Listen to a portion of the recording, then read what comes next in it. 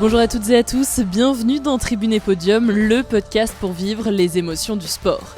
Je suis Solène Rigoulet et tous les jours jusqu'à la fin de la quinzaine olympique, on se retrouve pour tout savoir de l'actualité des Bleus à Milan-Cortina. Et ça y est, cette quinzaine est officiellement terminée. Alors avant d'entrer dans l'épisode du jour, petit point info.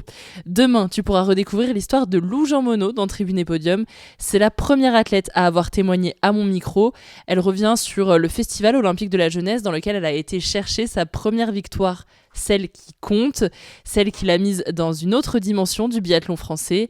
Elle parle du relâchement qu'elle cherche constamment pour obtenir la perfection sur les skis et au tir. Bref, c'est un épisode passionnant à redécouvrir dès demain dans Tribune et Podium. Et ensuite, on se retrouvera pour la quinzaine paralympique le vendredi 6 mars. Ce sera le retour de l'actu des Bleus.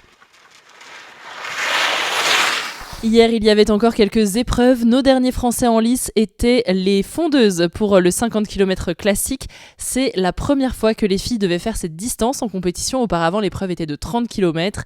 La première tricolore, Chloé Pagné, est 12e, Justine Gaillard est 32e et Julie Pierrel n'a finalement pas pris le départ de cette dernière course. À l'issue de cette quinzaine, la délégation française est 6e au tableau des médailles avec 23 breloques, 8 en or, 9 en argent et 6 en bronze. Le dernier record de 15 médailles a été largement battu par nos Bleus, c'était une Olympiade exceptionnelle. Et moi je voulais revenir sur quelques moments marquants pour la délégation française.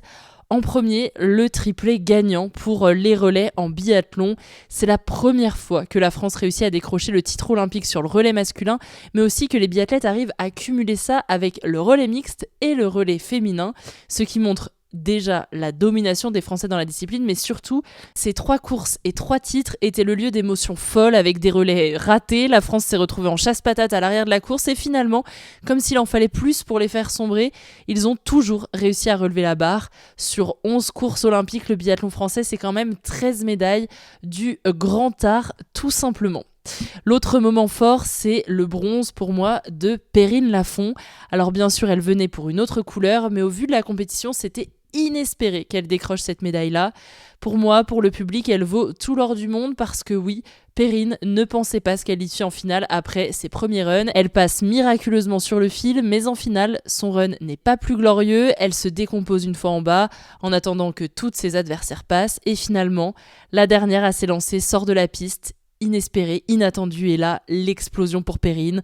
Un moment immensément fort pour cette grande championne du ski de boss français. Et enfin, le dernier moment dont je voulais parler, parce que moi j'adore les belles histoires, même si elles se terminent sans médaille, c'est ce qui se passe derrière la performance de l'athlète que je trouve beau. C'est d'ailleurs pour ça que j'ai créé ce podcast, Tribune et Podium. Donc l'autre moment marquant pour moi, c'est l'émotion de Violette Braun lors de son premier jour de compétition en patinage de vitesse. Violette, elle a seulement 19 ans et elle a commencé le patinage de vitesse il y a moins de 2 ans. Elle a très vite fait des bons temps pour se qualifier en Coupe du Monde et la voilà au jeu. Mais avant d'arriver à Milan en janvier, elle souffre d'une rupture d'un kyste ovarien, donc d'intenses douleurs dans le bas du ventre qui l'empêchent de s'entraîner et qui la font clairement douter sur sa présence ou non aux Jeux Olympiques. Et en parallèle de ça, elle veille son grand-père qui est malade et elle lui fait la promesse qu'il pourra la voir à la télé pour les JO. Elle poursuit les entraînements avec un suivi médical ultra poussé et la voilà sur la piste olympique. Alors certes, elle termine 17e, mais ses larmes sur la ligne d'arrivée, elle raconte tout. Toutes les émotions du sport, tous les sacrifices, tout le courage, toute la joie de toucher son rêve des doigts et toutes ces émotions qu'on partage avec ses proches. Bref, ça m'émeut rien que d'en parler. Donc merci pour toutes ces images, merci pour le spectacle et merci pour toutes ces émotions.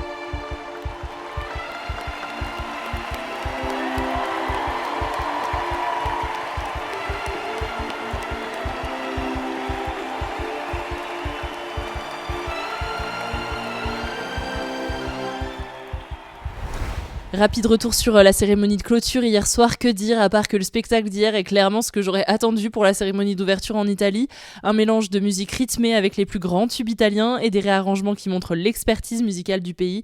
C'était un beau spectacle avec des athlètes heureux de faire la fête une dernière fois tous ensemble.